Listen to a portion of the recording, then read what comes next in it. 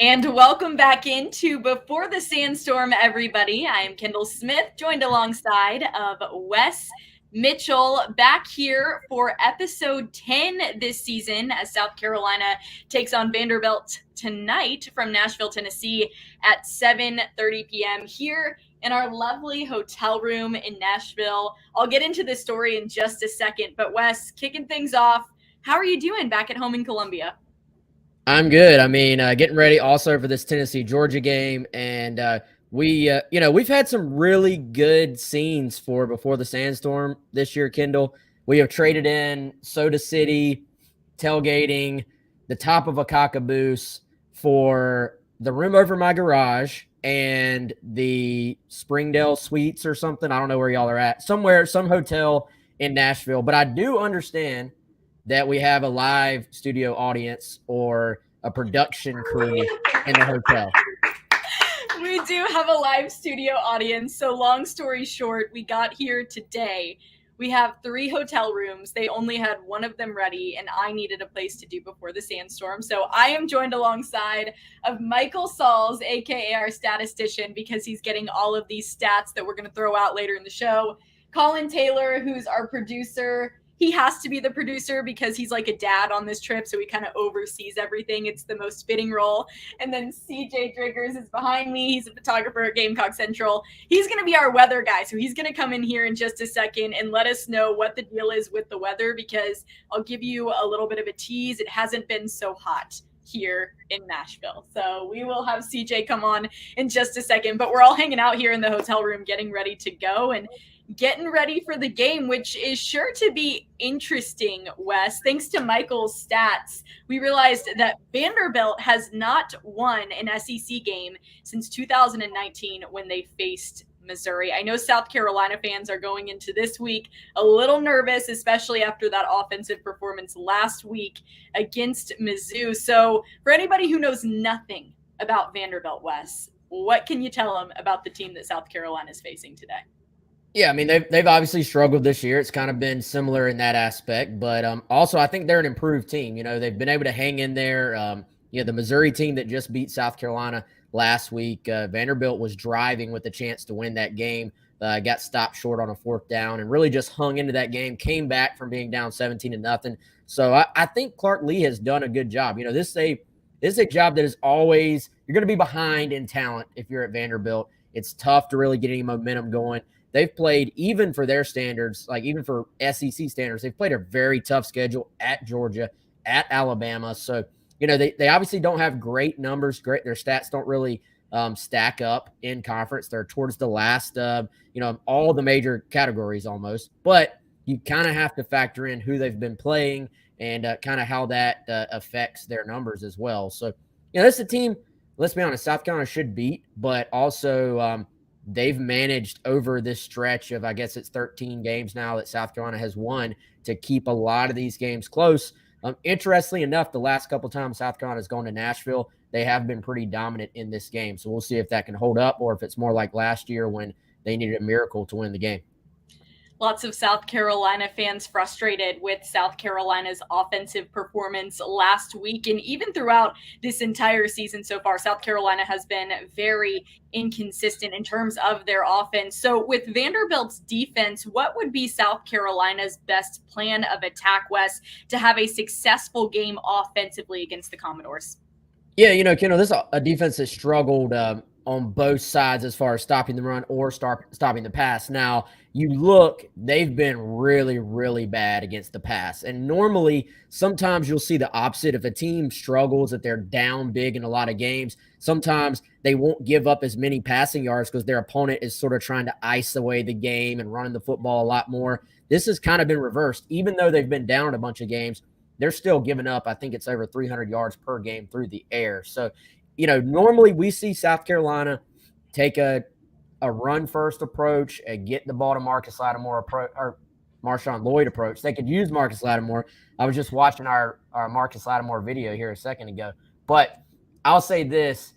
You don't expect much, if anything, from Lloyd today. That's, I guess, a situation there where generally we know South Carolina is going to try to run the football. This is the week, though, where if they have to take a throw first approach, I think you could still see them have success. Normally, we don't necessarily say that. There's a Carolina offensive front that has not been able to get much in way of pass protection when the opponent knows they're trying to throw.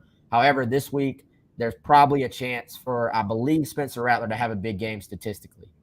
Well, and he's going to have to step up. We don't know about Marshawn Lloyd's status for today's game. He was a little bit banged up last week, had an issue with his quad. And like you said, we are just unsure at this point of how much we will see Marshawn Lloyd in today's game. So if he's not in the game, obviously a huge factor in South Carolina's run game. Spencer Rattler is going to have to step up. The receivers are going to have to step up to give South Carolina a leg up against Vanderbilt on the offensive side of the ball. But before we get any further into predictions, into the rest of the show, let's talk to CJ. CJ is ready for his time to shine here on Before the Sandstorm. Say hi, CJ. Hey, everybody. Introduce yourself. CJ, been with Gamecock Central since 2003. Anyway, I'm the most interested in the weather since I'm going to be exposed to the elements. Yesterday's forecast was for high winds and heavy rain during the game, but the storm blew through earlier and faster than expected. Right now it's balmy, like 67, 66. I don't think it's going to get out of the 60s the whole game. I just looked up the weather. It looks like a potential fourth quarter rain shower, but for the most part, we should be dry and less wind. So maybe the long field goals and punting won't be affected. Wow. Thank you, CJ. Wow. That was Wow. fabulous. Yes, when we showed up about an hour or so ago, it was so windy. My hair was going everywhere. It was ugly. It was raining. I think the last few times South Carolina has played in Nashville, it hasn't been great weather. So we're not expecting great weather tonight, but hopefully that rain holds out at least for the majority of tonight's game, Wes. Yeah, and I think that's certainly something that could be a factor. It's looking a good bit better than it did at one point. I think at one point, and the storms have kind of just moved as far as when they're coming in to Nashville there, I think. So if they can avoid that nasty weather, certainly if they're going to have to throw the football, which you'd imagine that's going to be a little bit more of their game plan this week than it normally would be, then certainly they're going to hope that they can avoid the rain. And actually, it's kind of weird. The last couple of times they've played in Vandy, the rain has kind of been a factor. You saw back in 2020, South Carolina just said, look, we're going to take the air out of the ball, give the ball to Kevin Harris, and he went off on them. With Marshawn Lloyd, potentially not being in there tonight, again, it's going to be more put on Spencer Rattler, the wide receivers, and then, of course, can they get one of the other running backs going? I mean, Christian Beal-Smith, Juju McDowell, maybe some Jaheim Bell in the backfield. Kendall, not a lot of confidence from the fan base, I feel like, in those other guys. And, Lloyd has very clearly been South Carolina's best back, probably their most valuable player. That said, we have not seen those other backs really get the opportunity to just go find a rhythm. I think it's very difficult for a running back to find any type of rhythm when it's kind of a carry here. Then 2 quarters later, they get another carry. There's not really any consistency in that. So I'll be curious to see, can they maybe just get, I don't know who it's going to be, but one of those guys, a little bit of a semblance of, okay, we're going to give you the football. We're going to feed you. We're going to let you settle in and see what you can actually do. This is a Vanderbilt defense that's not near as good as Missouri's. So I think there could be a little bit more room to run. Gamecock fan, you hope there is. There better be, or that's going to be a really bad sign for South Carolina tonight. Right, and if Marshawn Lloyd isn't playing, you've got to wonder who is going to be that main guy at running back. And with Jaheim Bell getting no touches in last week's game, they have lined him up at running back a couple times this season. Traditionally a tight end, but he's obviously an athletic enough and versatile enough player to kind of put him anywhere. So he could potentially be that guy for South Carolina today. And I know that South Carolina fans are looking to make sure that Jaheim Bell gets the ball after what we saw last week. But Wes, heading into tonight's game, we always talk about it on Before the Sandstorm. Who is your key player for the Gamecocks in order for them to secure this victory and their 6th victory of the season that would then make them bowl eligible? Do you remember who I went with last week? You went with Spencer Rattler. Okay. I'm going to try not to do that again. Jaheim Bell seems like such an obvious, boring answer. Although he did go off on Vandy last year. Like, we forget, he had 136 yards receiving, second biggest game of his career, one of the biggest games for a tight end in South Carolina school history, only compared to his bowl game, when he just completely went off. So, Jaheim Bell's an easy answer. Spencer's an easy answer. Let's go outside the box, though. I'm going to say all five guys up front blocking for South Carolina. I think they've got to set the tone. Again, you looked at it last week. Missouri was kind of a bad matchup for South Carolina from an O-line versus their D-line standpoint. I don't necessarily see that this week with Vandy. So whoever's carrying the ball, whether Carolina's having to just throw it a lot more, a little bit more of an onus on this O-line to take something on their shoulders and sort of establish a mindset in this game. So all five guys, it's on you. We'll take South Carolina's offensive line. I'll go position groups too. So I'm going to go with two. The first being South Carolina's running backs. If Marshawn Lloyd isn't in there, someone's got to step up, whether that's Christian Beal-Smith, Juju McDowell, Jaheim Bell, whoever it might be. Somebody has got to step up if he is absent today. Colin is actually listening to our show. We got a little malfunction from the producer in the background. That's okay. Technical difficulties.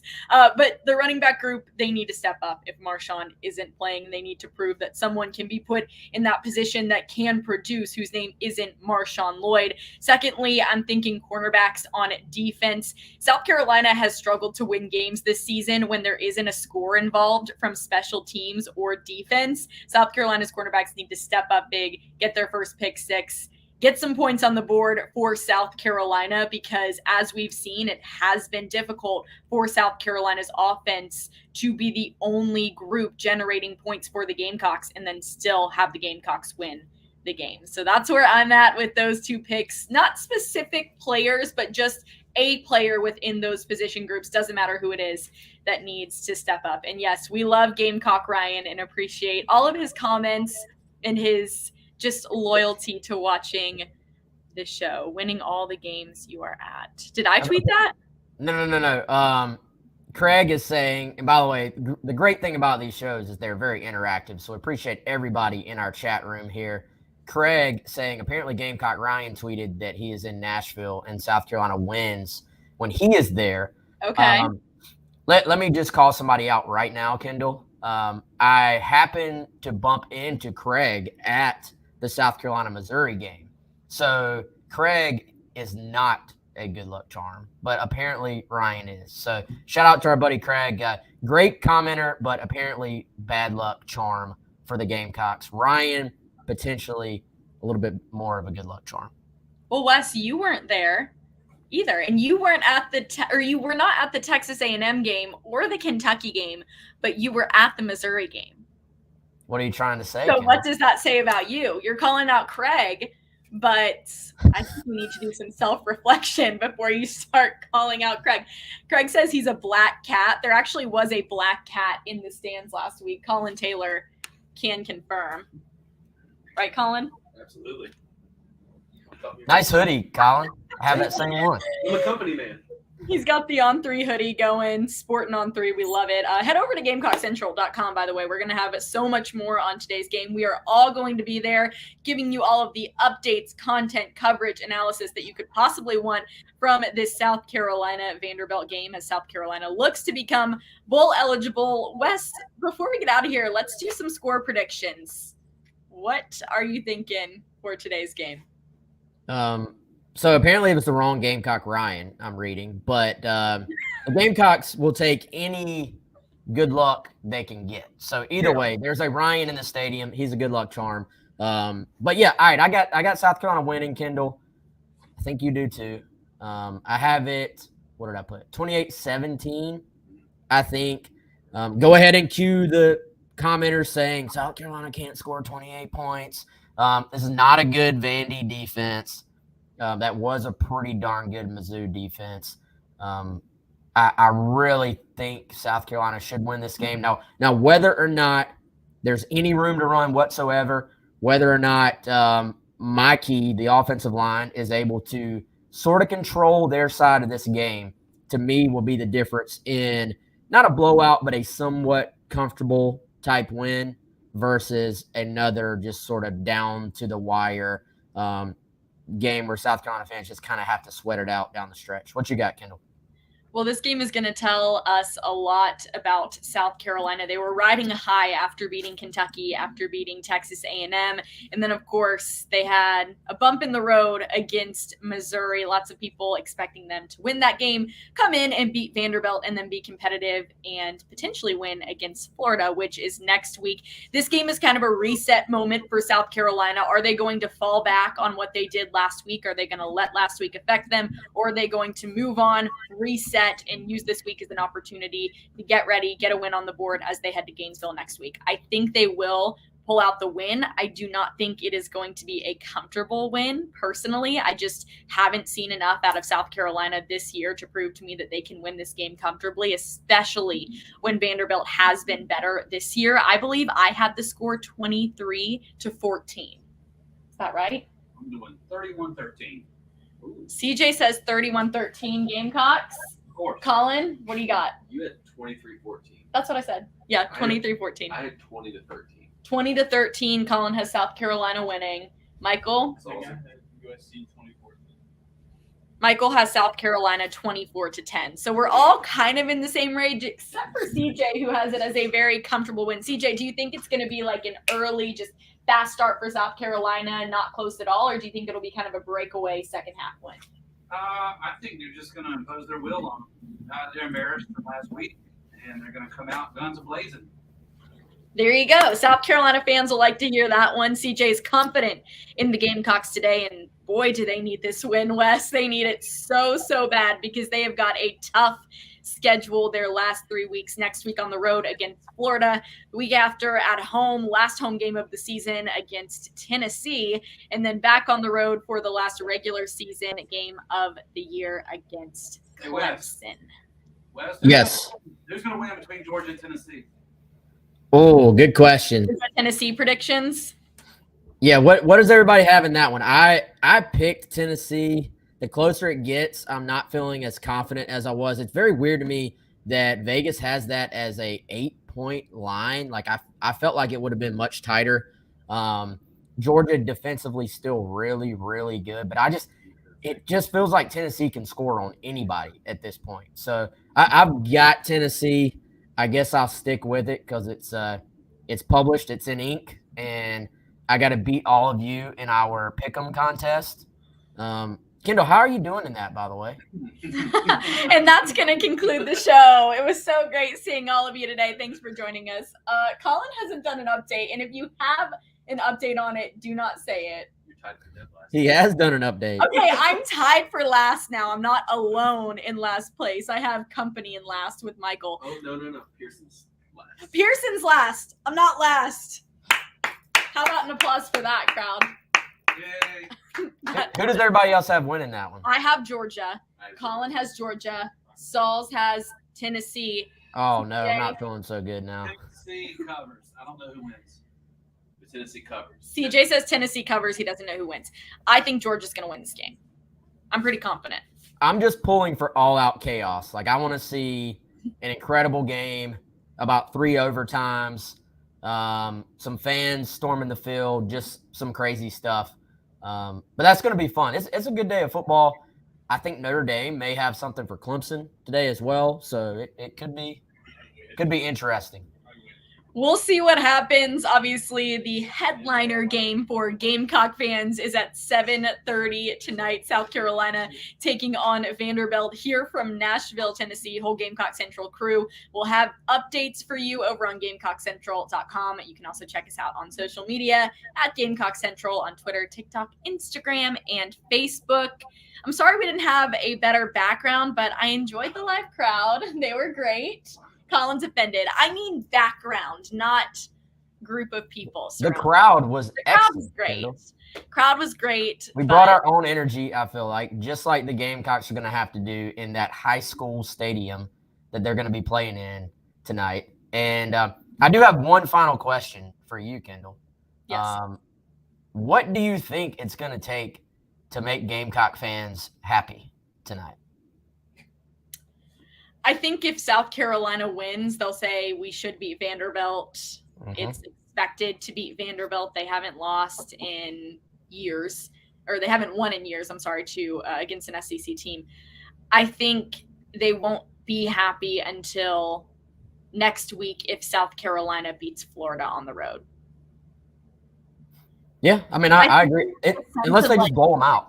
Slight positivity if the offense is like incredible, but then there will still be the comments of, well, Vanderbilt's defense is terrible, so you should be able to blow up Vanderbilt's defense.